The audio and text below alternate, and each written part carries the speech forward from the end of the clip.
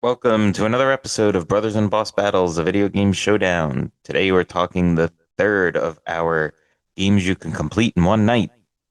And today's game is the Stanley Parable Ultra Deluxe Edition.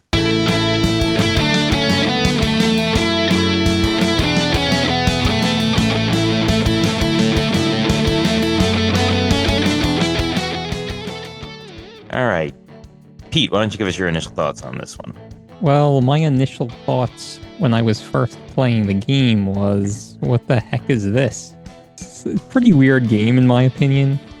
It kind of feels like a maze or a flowchart and you're just trying to complete all the paths.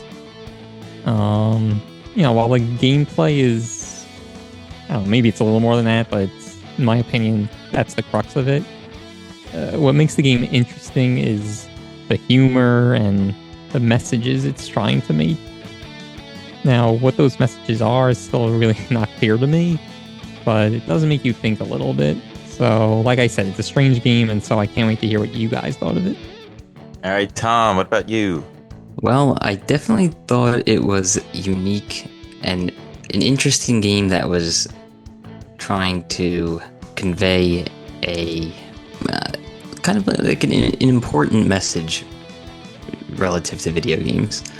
But at the same time, I also have a hard time even calling this a video game. While it's technically a game running on consoles and PC, it's very different from your typical video game, and we'll explore how coming up. All right, and I'll just say that, the description of the game kind of caught my eye. Just learning about this game, seeing it in the online stores or whatever, and it did interest me as I was playing with it, and it is unlike pretty much any game that I think I've ever played.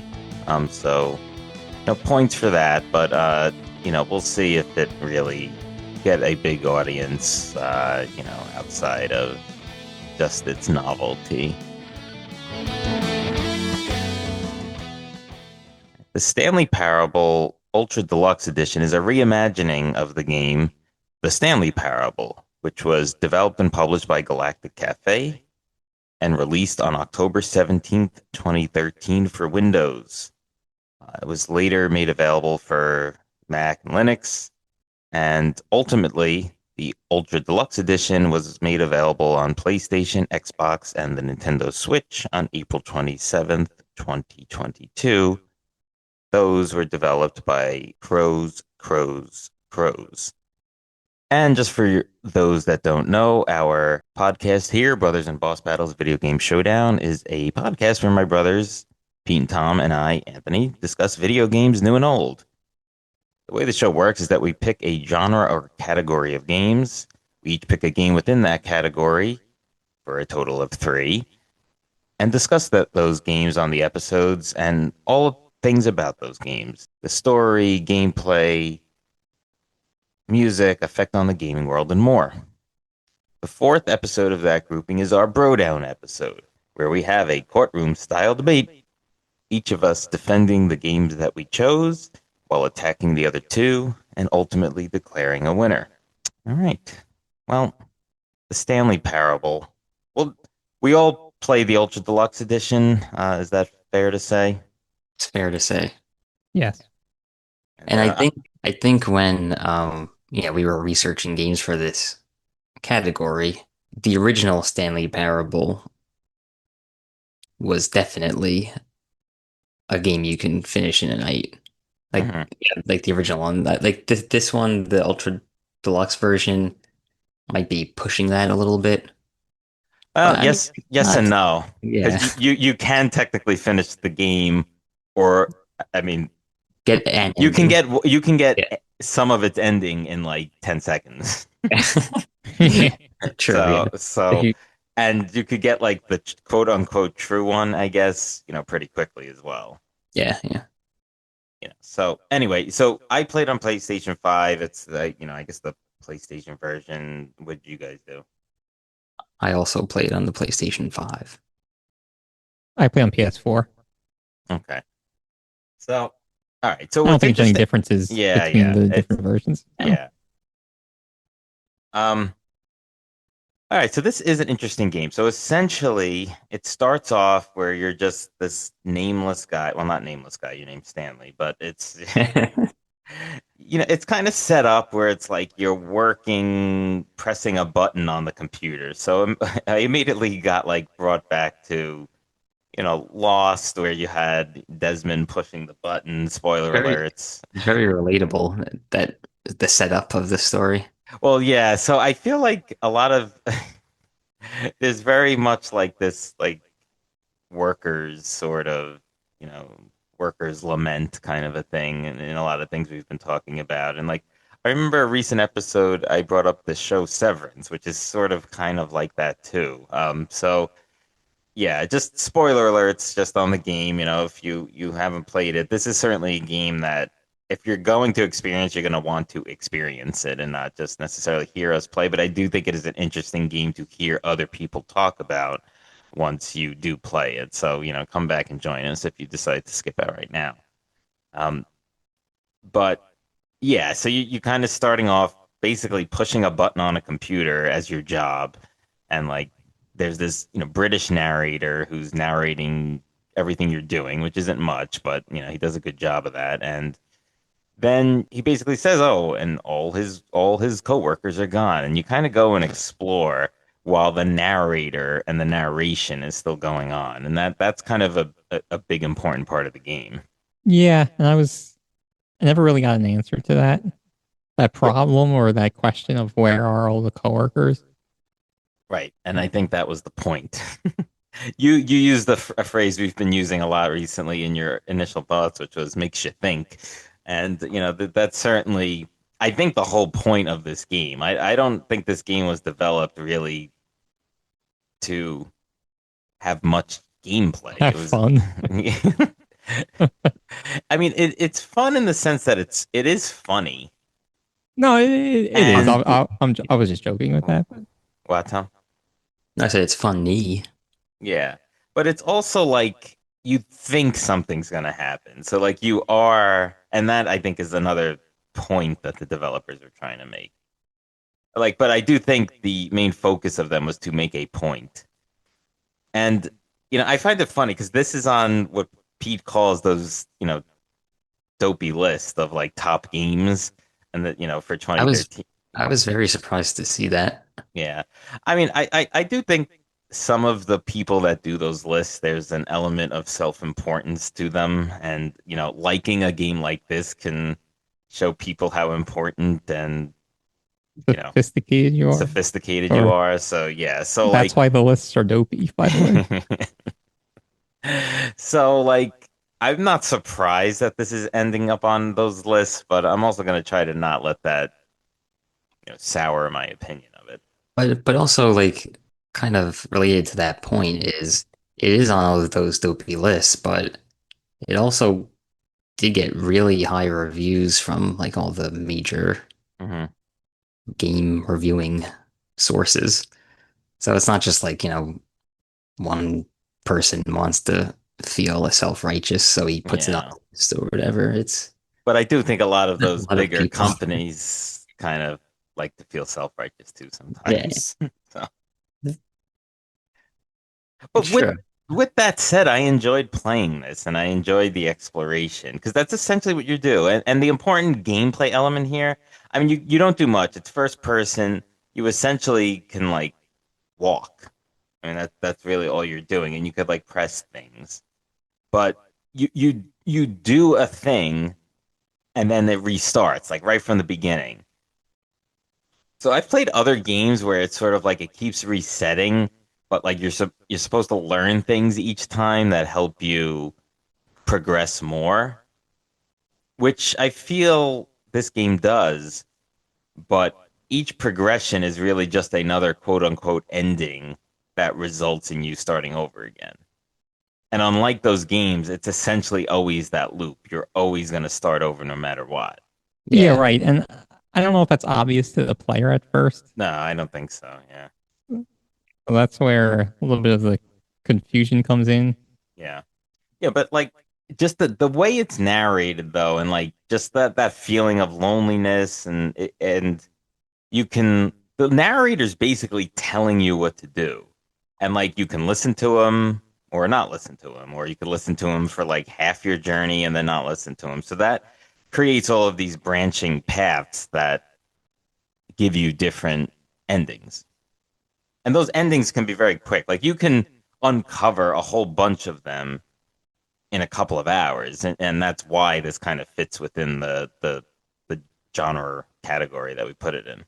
Yeah, right. So that branching that you just described is what turned me off a little. It's like, eh, to say it in a simplified way, it's like listen to the narrator, don't listen to the narrator, and it's like any combination of those things Yeah, leads you down a different path, and it's kind of like, okay, so do I just have to do every single combination to complete the game?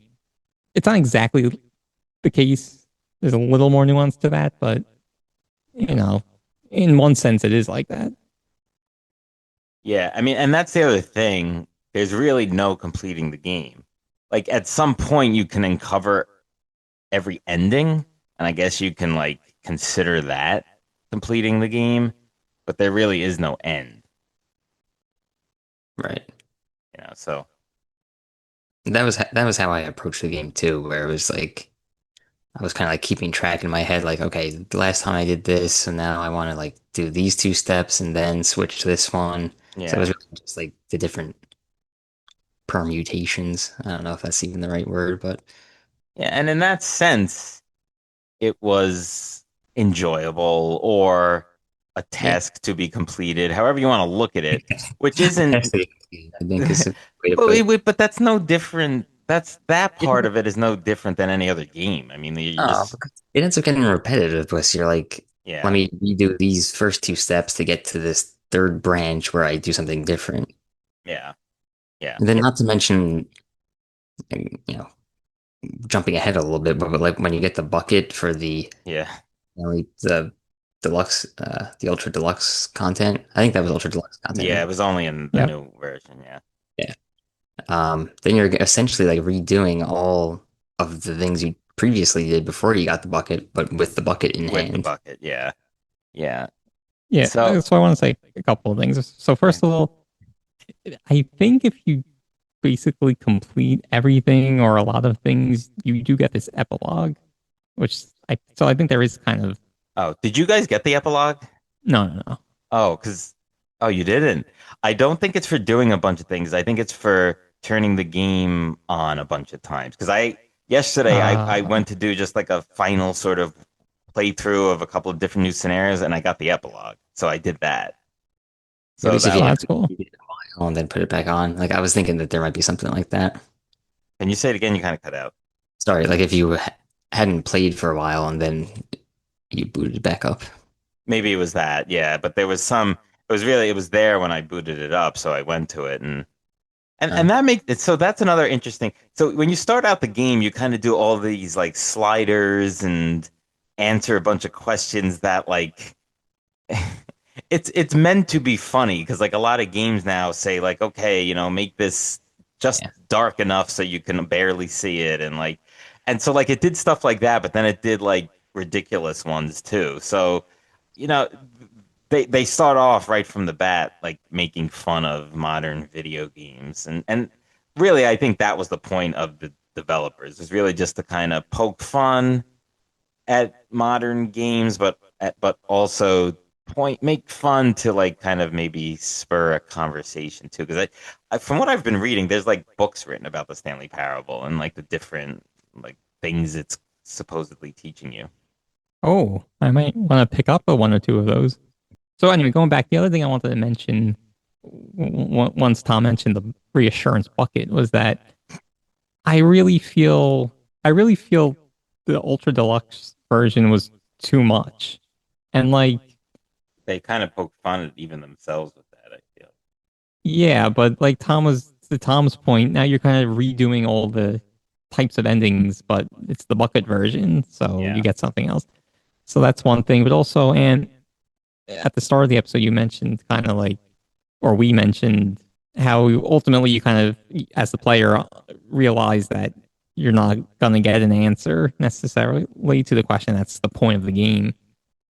But you kind of discover that fairly early, but then you still got to go through all the stuff to get all the endings. Whereas, in the original Stanley Parable, so I think there was, from what I remember reading, 19 endings in the original, and then the Ultra Deluxe has like more than double that, like 40 something. It's like yeah, low 40s. Yeah.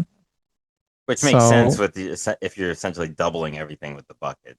yeah, yeah. Not every bucket scenario though has a unique ending. Most of them do, but I don't think every single one does. Right. Okay. Yeah. Yeah. So anyway, I guess my point is I feel like maybe the original game was the right amount of content, and then the Ultra Deluxe kind of wore out its welcome. Yeah. But again, I think the Ultra Deluxe, it was made to sort of further the points it was trying to make, which it was able to do, I think, with this, like making fun of sequels and making fun of developers for just kind of copying, pasting original and then just like adding a few little superficial things. Like that was kind of the point, Yeah. one of the points they were trying to make. But instead of just telling you that, they were like making you play through it. And obviously it's exaggerated, but I mean, a lot of, It, you know, yeah, I mean, I think they could have made the point without subjecting players to that. Like, there was the one point where you like, I don't remember what it was called, but it was like basically showing off the new stuff, and it was like oh yeah, the jumping thing or something, the Stan the Stanley Parable 2. Yeah, yeah, Yes, yeah. that And whole it's like second. like that big white room that has like Yeah. Yeah, I think there It was was two at the things. museum. I think there Oh was no, a that wasn't the no, no, museum. no, no. No, that There wasn't the was like a new museum. Yeah, content, the new content stuff. Yeah, and then there was which a I sequel. I think those were two separate things, if I'm not wrong. mm, But yeah, I remember that jumping circle. yeah, yeah, and yeah. then then Like the stuff like that, like because it's poking fun at sequels because it's like, yeah, like saying that these new stupid features were added, yeah. but also it's like actually something new for you to do as the player instead of redoing all the old stuff with a bucket. Yeah, it's like people listening to this was just like not understand. But you really have this kind of game. You really do have to play to experience. But it really is.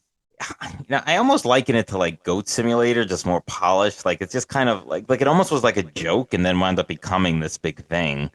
Um, but with that said, I like a lot of the graphics and like a lot of the stuff they're doing is really good. Like that museum area is rendered very well, I feel, and like the sequel area, and then even the offices. It's like it's not like real life looking, but it's very smooth. It's very colorful when it needs to be colorful, drab when it needs to be drab.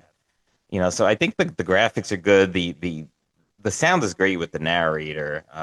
He does a really good job. Yeah, uh, I enjoy the museum because you were seeing things about the development of the game. Yeah. And another part that I thought looked visually nice was, did you get that skip button ending? And then you were before that you were in like the memory zone, Oh, the memory and zone stuff. That Yeah. was yeah, just reviews. with the What? reviews of the Oh Stanley yeah, Parable. Yeah, the reviews are funny. I wonder if those are real and they threw them in there. I bet they were. It's I think very so too. and the term used to describe this game and like all the things in it, and I don't even really get what this means, but it's like it's very meta. Like that's what's used to describe this. Because I guess because it's not like it's sort of like the game itself is self-aware and it's sort of like talking to you directly and it's fourth wall and it's not really just you're this character, you're Nathan Drake or you're Kratos or whatever on their journey. It's kind of like it's Stanley, but it's kind of like you through Stanley, and it's a very regular thing. Right, that's an interesting point you make because wasn't sure if the point was to make fun of games or making fun of video Gamers, game players. Yeah, yeah. yeah, I think there's maybe a little bit of both. What's very interesting, and like we can, as we get into more of like our maybe the scenarios we like, scenarios we didn't like. But what's very interesting is the one way to get that like true ending, let's say, and like you win, quote unquote, is to listen to the narrator to a right. T. That's the only way like you get out, and like that's an interesting point because one of the main things that's talked about, like, the point the developers are trying to make is that like there's not really a free choice in games. Like like kind of everything is like predetermined. Yeah. Yeah, like when you're playing a story-driven like single player game, Yeah, there's one outcome, and even if you think of doing something else, you can't do it. Or right. Right. I mean, I will say this, like those games are really, at least in the past, like I kind of get the criticism with the games today, especially because like, with saving every 2 seconds and all of that. It's like you're just gonna do what they have you do. Like when you're playing Contra, it's like it's not meant to be this big story thing, but it's either like you're gonna either develop the skills and like sort of the memory and knowledge to beat the levels or you're not. And like the whole point of those games is to like develop those skills and get to the end. Like, who cares about the story in those? But like, I don't think the Stanley Parable is criticizing games like that. I think it's criticizing the games where there's auto saves every 2 minutes, and yeah, like definitely. and you're eventually going to traverse this one path that the game gives you and win. Yeah, I agree with that. That's a good way to put it. Yeah, I mean, I think like to use an example that we played recently, something like Alan Wake, where it's like, you can go off and explore and, get a coffee thermos, but you're always going to be brought back to that main path to do what the narrator or story is telling you to do, Yeah. forcing you to Yes. do. Right. And And that's what. they and Stanley Parable even had collectibles to make Yeah. fun of it. Yeah. Yes. Which is really funny because Yeah. then you could like get more than what they had you get. So it's like Yeah. funny. Like at one point, I had like 20 out of six or something like Yeah. that. I And like when you get I think the fifth one, it's like he's like, "Oh, like great, you have like 5 out of 6. Soon the first number will be the same as the second number, and that will be it." I guess you there's just a, there's a lot of funny. Like one of the trophies is like to knock on one of the numbered doors because that's the setup. When you're in the office, it's like just a whole bunch of numbered doors to make you really seem like you are a number as opposed to a person. Um, but like you go to knock on that door, and knocking is essentially just pressing X. Like you don't even physically see yourself knock. It's just meant to be a knock. And then the narrator goes off and is this whole thing. It's like, oh, come on, you're not going to get a trophy just for pressing this one button.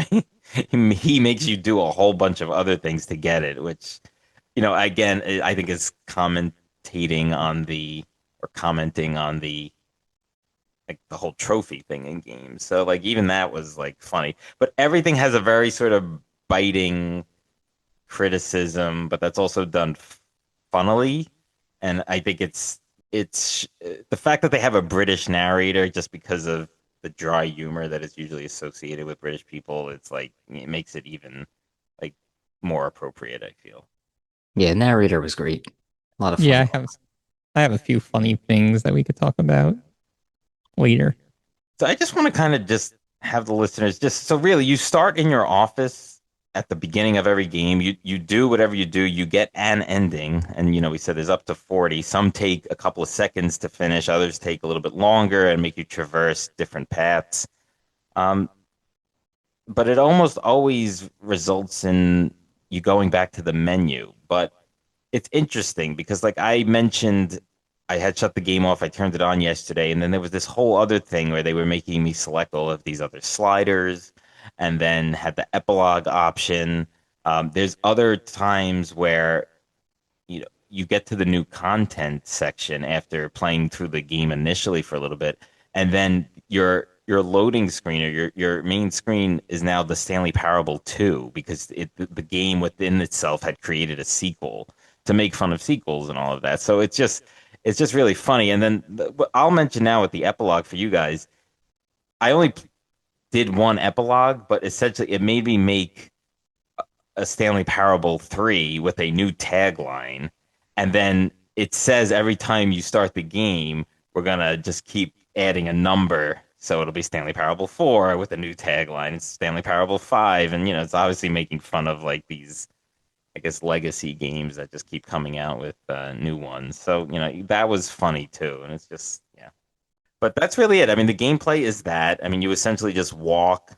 You can like press buttons. There are some times where there's these like lifts you can go on, and that's basically it, though. That as far as gameplay is concerned. And then there's but it's not a walking simulator because again, you're not like ultimately getting to a culmination of a story. You're just kind of like you really kind of just do it for the interest of what are these endings going to be, because I think at first you probably think, okay, well, one of these paths is going to be an ending, and like this resetting mechanic is just to kind of give me more clues each time or to do some trial and error. But eventually then you realize that like every path is not really leading to anything progress, let's say. Conclusive, yeah. Yeah, conclusive thing. So yeah, anyway, go ahead, Pete, you want to make some points? Don't remember the first point I was gonna make, but just a little thing. I liked the music in the Stanley Parable 2 like title screen. It got like all like serious, Yeah. if you remember. And it was like black and red, like it was Yeah, like yeah, yeah, yeah. it was like a real serious looking thing.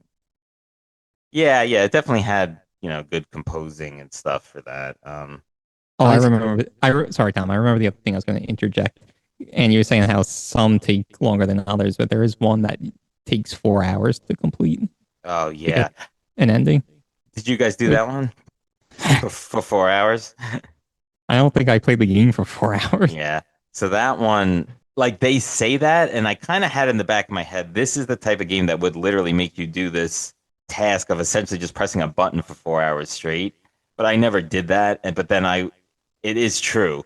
Like in order to Yeah. get that scenario, you have to press that button and essentially keep a cardboard cutout of a baby from crawling into a fire pit by pressing this button randomly. And apparently, after 2 hours, another button appears, and you have to like Yes. run back and forth between the two of them, which sounds even more Yeah.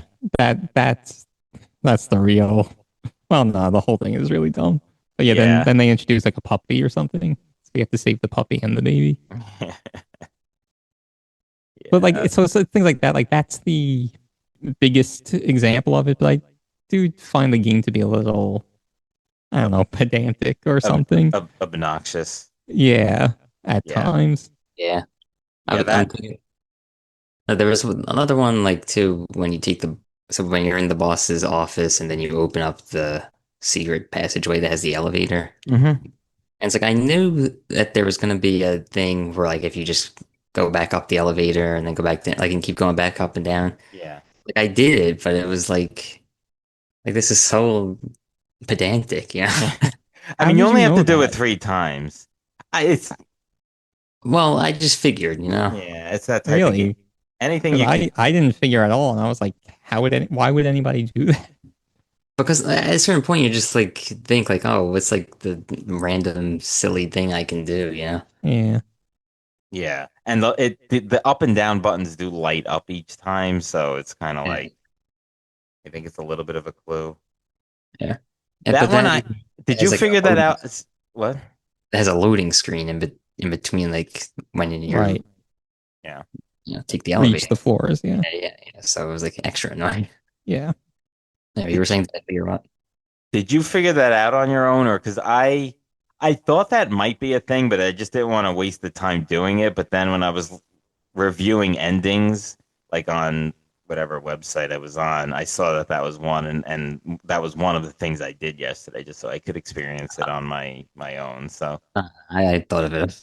I that was was pretty, thought of it all on my own. wow. Kudos to you. That clever. Hmm. Another one that I felt obnoxious or pedantic was that skip button ending that I mentioned. And like, so he in the memory zone, you see all the reviews, and then you start to see negative reviews. And I guess one of them was like, "Oh, the narrator was annoying. There should be a skip button." So then he Yeah. introduces this skip button, but you have to press it basically, I don't know how many times, 30 times, and each time you do it, like something in the room changes a little, and Yeah. like time is passing. But like, Yeah. you don't know that at first, so it's not like you're just going to keep pressing the button. So it just took a long time for no reason. I made note of that one too. Yeah, That's, and I don't really recall anything funny happening or being said in all those things. yeah. At a certain point, he like even just stopped saying anything right Yeah, there. yeah. That was one of my least favorite endings. I just wanted to, before we continue, the British actor who played the narrator was Kevin, Kevan Brighting. Just a little shout out there. All right, so we were talking about scenarios we didn't like, and the reasons why. So, I feel like a lot of the rest of the episode is going to be that, what we liked, what we didn't like, just because that's the bulk of this game. We kind of talked about the other stuff already. We could point out little funny things by the narrator and stuff. But yeah, I think you guys kind of touched on the, ostentatious or obnoxious or pedantic or whatever endings that there are. Those are, I think, the most notable ones that you've mentioned. So you want to talk about some of our favorites then? Yeah. So I'll go first. And my favorite one. So now we talked about the bucket before, but I don't think it really makes much sense to people unless we give a little bit more context. So after you run through a few scenarios, you can get this item, which is a bucket, and it's called the reassurance bucket. And like I kind of feel like it was just another jab at like, throwing something into a game to make it seem different, even though it really isn't. And I guess like, or a cool item for you to use. So that's what this is. It's essentially a bucket, and then the narrator goes into how it's like giving you comfort and warmth as you walk through these levels. So it's just, it is kind of funny. Um, but that does present a whole different set of, endings. And the those bucket endings and scenarios are only available in the Stanley Parable Ultra Deluxe edition. They were not in the original one.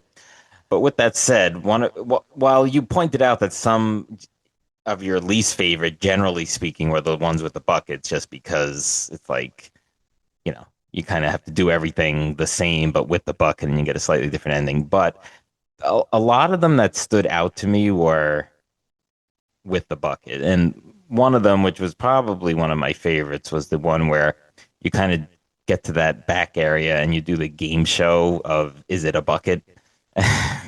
You have to like press yes or no. And it's just like funny because like I was trying to be like go against the grain, I guess, and like say no to things that clearly were a bucket, but it was funny because it was like you would say no and like the narrator would be like, you are correct. That is a hologram of a bucket, or and then it kind of goes, what is a bucket? And that like a whole bunch of other stuff. So I thought that was really funny and unique, and that one really cracked me up. Yeah, it was funny a little bit, but that's another one that I just felt like was like drawn out. Mm. Yeah, and it's funny that that was one of the criticisms, like from the negative Steam reviews, was that like, essentially that the narrator talks too much, and like some of these lines are just like you're sitting there listening to him instead of like actually doing anything for, Yeah. of the time. Speaking of that, and not to derail our favorite scenario Mhm. conversation, but when you go to the boss's office and you have to enter the code, Yeah. I feel like I'm sure we've all done this. The second time or the third time or whatever. Now I remembered the code. I know the code, so I entered it before the narrator was able to say it again. Hmm. And then he makes a comment about that, like, "Oh, Yeah. Stanley's in a rush. That Yeah. anxiety isn't good for you." And then he makes you sit through some calming music. Yeah. Anyway, but it's It's like it's funny, I guess, it's but funny it's because also annoying yeah, because you want to get moving and you can't. but it kind of I find it interesting and cool in a sense that it like reacts to what you do, even though you can do very little different actions. Like it reacts that way. Like, and especially if you don't listen, like if the narrator says go left and you go right, it's like, oh, do you have trouble listening? I don't know. Yeah, no, And the that's the game whole thing of was the game. I mean, yeah, that's like part of the whole crux of it is like whether you yeah. listen or not. Oh, okay. And No, like the I was whole, yeah, go ahead. no, the reaction to your action and stuff like that. To me, that was the crux of the game, and they Yeah, did a good job at that. So yeah. one thing I'm thinking of is I think it was the broom closet Hmm. ending, and like What is that one? You just have to go. I know you could go in the broom closet. I've done it many a times, but You Then just you have to stay in there, and then the narrator keeps saying like, "There's literally nothing to do, nothing, no items to interact with. Why are you still here?" And then yeah, yeah, you have to like basically just stay in there. So this is another one that's pedantic to use yeah, that word.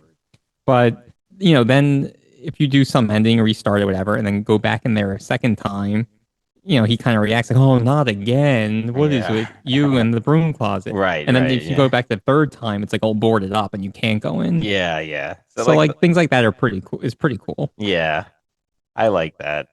Another one I liked that stood out was the one where you get into other games. So Oh yeah. Yeah. that was a really good one, and they are different games depending on if you play Ultra Deluxe or the original. So in the Ultra Deluxe version, it's Firewatch and Rocket League. So you're in the scenes of those games. Like you're not playing those games, but you're like clearly in those scenes. In the original Stanley Parable, it was Portal, which is interesting because that's another game that we did for this category, and I think Minecraft. Do you know the name of that ending? Like what it I was think called? playtest. Oh, playtest. Yeah. Yeah. Yeah. I was gonna Yeah.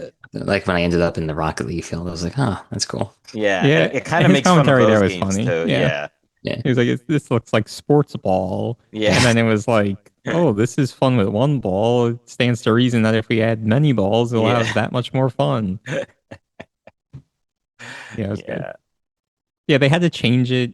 So they used a different engine or something when they Remade it. made when they remade it or made the sequel, whatever you want to call it. Yeah. So they would have had to like recreate all the assets anyway. So Mm, they changed it to more contemporary games. But I think there's right. also some like legal or licensing reasons that they had to change those games Mm. too. So that was another one that stood out just because the inclusion of other games. And those are both kind of funny. The one that was like one of the most disturbing in the game that also stood out to me was another bucket scenario.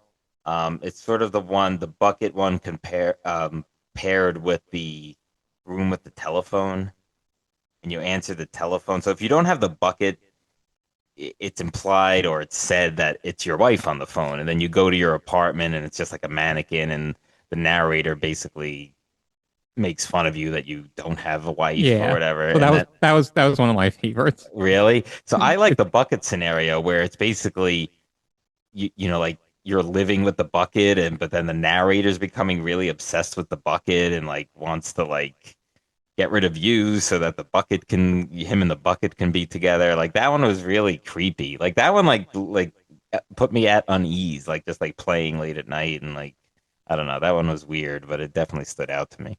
yeah, that was good too. But no, I like the non-bucket one because the narrator is telling you like, "Oh, you've neglected your wife, but you can make it better. Answer the phone." Yeah. And then you get there and it's the mannequin, and then he starts laughing at you. And he was like, "You thought you had a wife," or Yeah. something like that. I don't know. I thought that was funny. And then you're in the apartment, so that's kind of Yeah, it's a different. interesting. Yeah, you're in a different spot at least. Tom, you have any favorites that stand out? There was the playtest one. That was, probably the most notable one for me. It's required because it's other video games. We all had it like that. Yeah. And then yeah, I mean, like I mentioned before, there was I mean, I don't know if this was really like an ending, but like when you get to the whole like sequel thing. Yeah, that was really cool. Yeah, and that was like kind of long too, like a lot of Yeah. stuff to explore there. So Yeah, there was the like that whole sequence was a lot. Yeah, this. interesting, and it like took you out of that main loop of being in the office and you know Yeah, I like that. kind of stuff. So that one was cool. That was a nice addition. One of the funniest things I think came out of that sequel part. So at the merch stand, there's like a QR code. And I guess if you click on that or something, it brings up a video. I think the video is like 10 minutes long. And they did this a couple of times, I feel like, but it's like one of those like, old time educational Yeah, yeah, videos, yeah. but it's like a parody, obviously. Right. And it was just so funny. It was like sequels are the world's way of clinging helplessly to the past. We're all afraid of change. And then my favorite part was he goes, new ideas are dangerous and lead to accelerated aging. And then he goes, this ambitious young thinker is only 29 years old. And there was like this old person with a cane. That's That's so good. I saw that they have these like those old timey like infomercial things, but I actually didn't get any of them. But just in my review of like the game, I you know I saw that those exist. Yeah, That's just pretty in funny. general, I find that form of parody very funny. So maybe that's why I especially liked it. Yeah. Another disturbing one was kind of like, I think it's when you have there's like maybe two or three colored doors at one point. Like there's like a red, blue, maybe a green one too. I'm not sure, but I think it was there. But basically, like you and the narrator are like essentially like alone, and then you have to like keep jumping off this high Oh yeah, you basically have to. Well, kill your. no, that maybe those colored doors lead to it, but it's basically the scenario where you can. I don't know if it ever ends, but there's like this almost like euphoria section where like the narrator wants you to stay and you just stay there Yeah, forever, and there's all these like calming sounds and lights going on. But yeah, you can then climb to the top of a staircase and keep throwing you off, and like the narrator's getting really all distressed because it's like saying that like, oh no, don't you want to be with me and all of that. So it's like, yeah, that one was pretty disturbing. yeah. And there's another one where the narrator, it's almost like stop, don't do it. Then there's another one where he's like, oh, it's not that far, you could jump, and then you jump, and he's like, oops, and you Yeah, die basically. yeah. But the thing is, it always resets. And I think that's sort of the point they're trying to make. It's like no matter what you do, no matter how different you act, every scenario just ends and then you restart again at the same point, just about. So, like, I think that's the point they're trying to make. And again, there is that one true ending where if you do listen to him all the time, you get to like, you basically escape, quote unquote, and get to the outside. But every other scenario basically leads you into nothingness. I mean, even the scenario where you win, quote unquote, you it just resets and you do can do more scenarios. So Yeah, but the message that there is nice because he's like, oh, but you still have like so many like the questions are still unanswered and things to discover. mm, Then he's like, maybe that's not the point. Maybe it's just to be happy or something, yeah, yeah, and yeah, free. yeah. What's weird is that like doing that whole scenario with the bucket where you otherwise get out, it's like the big door that's blocking you that eventually opens if you don't have the bucket and you could step out. It just like it starts to reclose again when you have the bucket. Right. Yeah. So another favorite of mine that we didn't mention is the countdown ending. And I think it's like 2 minutes and it's basically like That's when you oh, choose to power on the mind control device. I think so, yes. Yeah, yeah. Without the bucket. And then he's basically the narrator's basically saying like, oh, what did you do? The Yeah, place is gonna explode in 2 minutes. There's nothing you could do. And there's all these like computers and stuff, but there's nothing you could do. yeah. I was running around like trying to Me like too, yeah. press this one, and then like maybe there's an order that you have to press them. Right. Yeah. Yes, I was pretty frantic there, so Yeah, that one stuck out to me as well. You played right into the developer's hands with that one. Yeah, yeah, Thinking you're so important. yeah, yeah. I got that fairly early, so I guess I wasn't totally Yeah. clued in yet on It- the it- shtick. yeah. Well, that's basically the same scenario as the good, quote unquote good ending, but instead of pressing no, you press yes. I mean, it's Yeah, essentially, maybe. Yeah, I think that's really the only difference there. But yeah, it does branch out a lot. And like we mentioned, with the Ultra Deluxe Edition, there are like over 40 endings. One of them is like stupid, like the office you start in, if you just close the door, that's called the coward's ending. So you basically don't like try to figure anything out. And that right. is technically an ending. So again, you can beat the game not only in one night, but in like 5 minutes. But is that really beating the game? True. Is anything really beating the game? So, did anybody do the outside the map endings? Is You that could basically like jump, out the jump window? out the window, kind of, Yeah. but you're not really jumping out the window. You just end up in like this white space. White space, yeah, which Yeah, is there's a lot of that in this game where it's sort of like you're in the behind the scenes of the game. Like you're in the day, so it looks like either this white space or like the back of like a warehouse kind of a thing. It's just kind of like it's the part of the game that isn't constructed for people to see, but it's like there, and, So yes, I did do that one where you kind of like jump out the window, and then you could choose like, is this boring or whatever it is, and you could choose yes, but if you choose no, then he kind of like the narrator keeps going on this long spiel again. Yeah.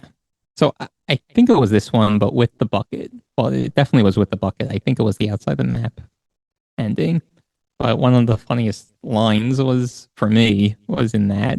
So the narrator says like, "Oh, the bucket is actually some cursed beast or something," and then Oh yeah, you stab it or something. yeah, you basically the next like the screen kind of goes black for a second, and then you see like the bucket is just like stabbed and Bloodied. bloody. Yeah. And so the narrator says, "Thank God you had all 12 emblems of sages and knew the incantations to summon their true power."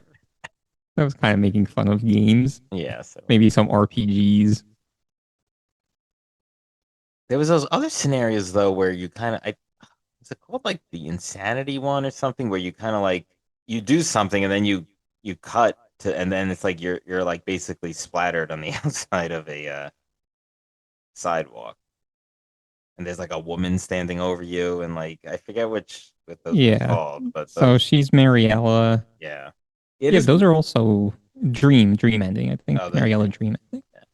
they're Those are interesting. also disturbing. Yeah, those And are it's disturbing. basically like I don't think you're dead, right? You're just like maybe unconscious, maybe you're dead, I don't I know, don't but know. like Mariella basically finds you and like doesn't do anything, just Yeah, it goes on doesn't. her merry way. Like, Yeah, yeah. Yeah, that one was fairly easy to get.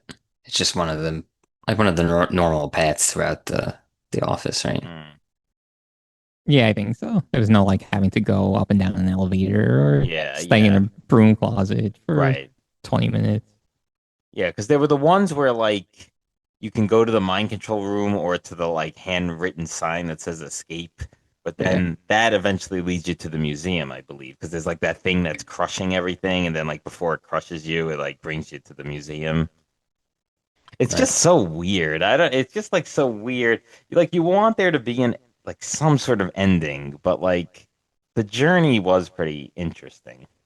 It was interesting. I really liked the concept too, but I do feel like there were parts that were just too much and too drawn out, and it's kind of like we get it. Yeah. You know, there's a lot of moments of yeah, I get it, and it's not really funny. So, Yeah. those parts kind of stunk. Yeah, so there's this game, and like this is kind of off a little tangent, but there's this game called 12 Minutes, which basically resets every 12 minutes, but there is a goal. Like you like learn and do different things each of those 12-minute sets that helps you to like complete the game in one of the 12-minute scenarios. So it's like I kind of thought early on that this would be like that, once I started getting a feel for it. But lo and behold, it isn't. But it's more of just commentary than a game. So that's why it's like very different than any other game, and why a lot of people I think had to put it on dopey lists.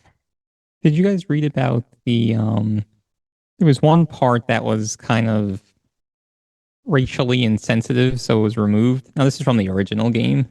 Yeah, with the that's one of those old timey cartoon Yeah, sections, right? Yeah.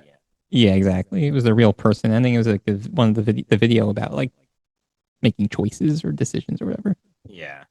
Yeah, so that's an interesting tidbit for those interested. They could look on the internet about that.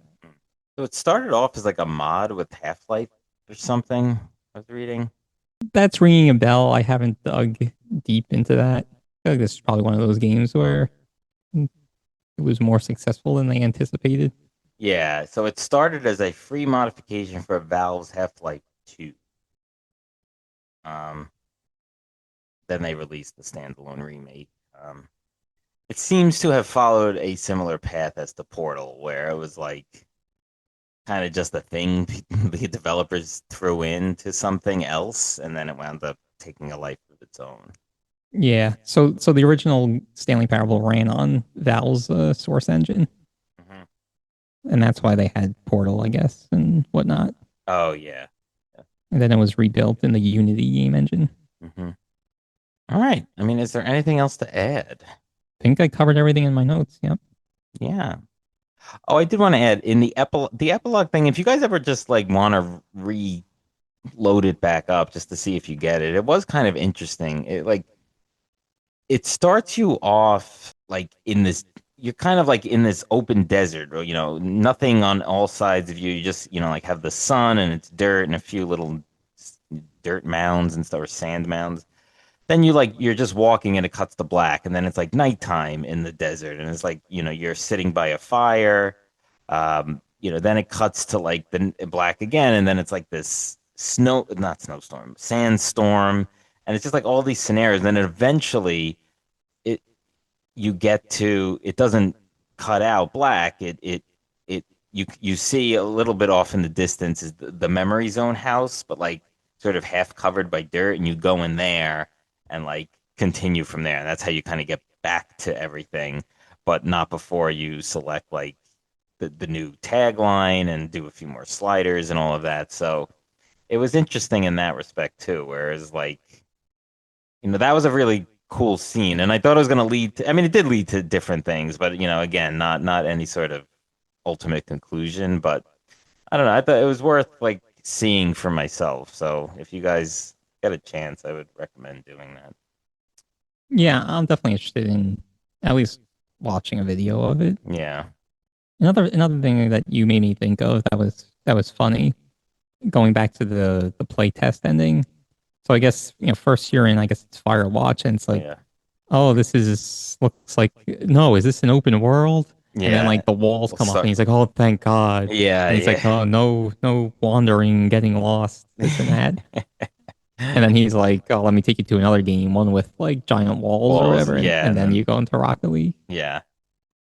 But see, I don't think the criticism of a game like, I mean, I think it's all in good fun. I don't know if he was really, or that, the developers are really criticizing Firewatch or Rocket League, but like a sports game is like completely different than where the criticism I think Yeah. is being shot at, because it's like, that's its own contained goal. And, you try to, that's kind of like the opposite of just like these games where it's predetermined and you're just playing through it.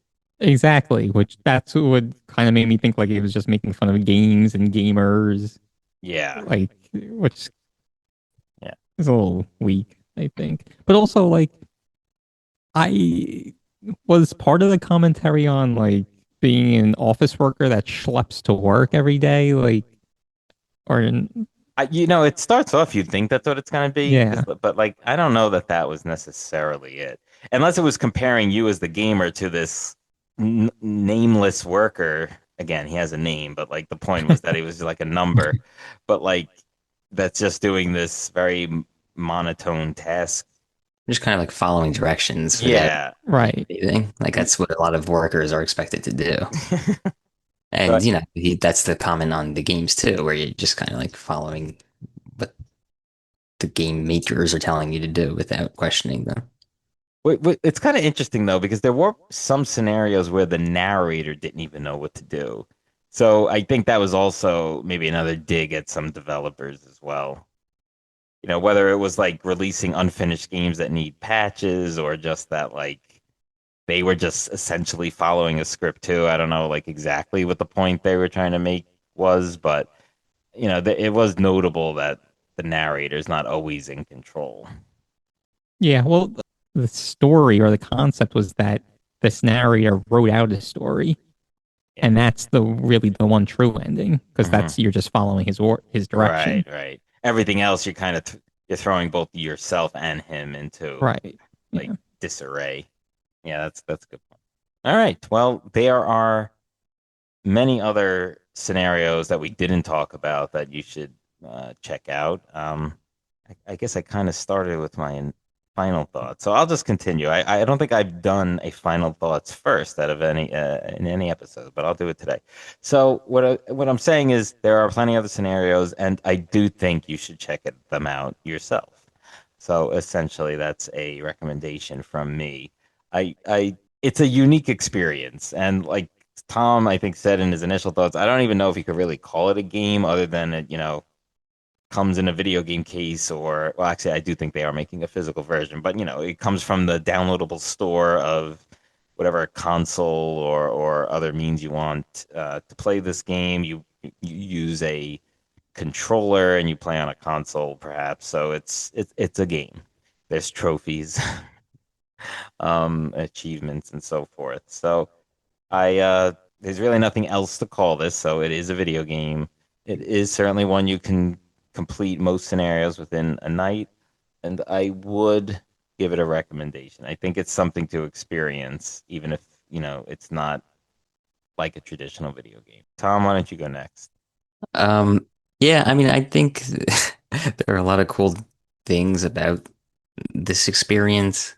It's, like I said, it's really unique. I think it's cool that they, you know, took chances on making something that hadn't been made before. So I mean, it's innovative in that sense.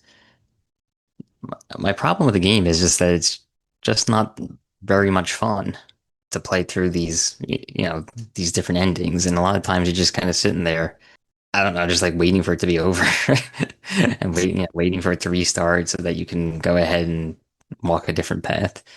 Um, so like, I mean, I think like if you can get the game for free I do believe it was free on the PlayStation Store at one point for PlayStation Plus subscribers. So if you happen to have it already in your collection and didn't pay for it, I would say that it's worth a play at least, one night.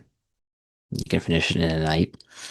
But otherwise, I don't think it's worth spending however much money it is. I think it's like 25 or $30 or something at this time.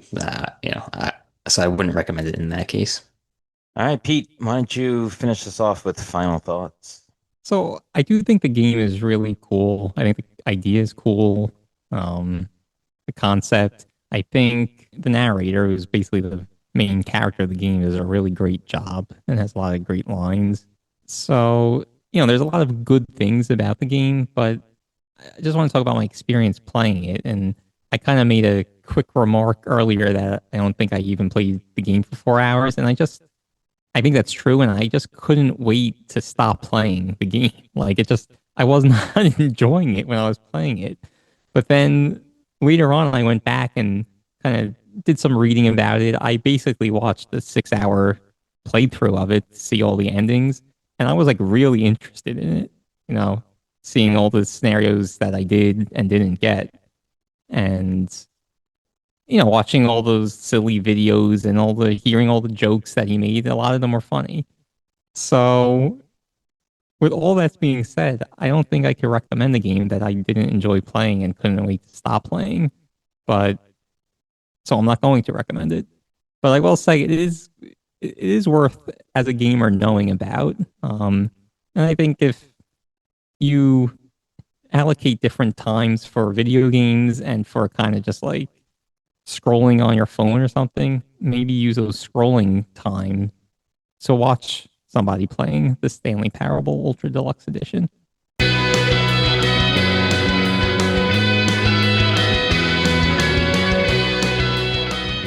All right, there you have it. Brother and Boss Battles review of the Stanley Parable Ultra Deluxe Edition. Make sure to check out our next episode in 2 weeks, which will be our Bro Down episode, where the Stanley Parable Ultra Deluxe, Portal, and Inside go up against each other, and we will crown a winner of the games that can be completed in one night. Make sure to like and subscribe to wherever you get this podcast. We are on Instagram, X, YouTube, and Twitch at Bros Boss Battles. That's BROS Boss Battles. Interact with us there. We'd love to hear from you. Until next time, thank you for listening. Take care.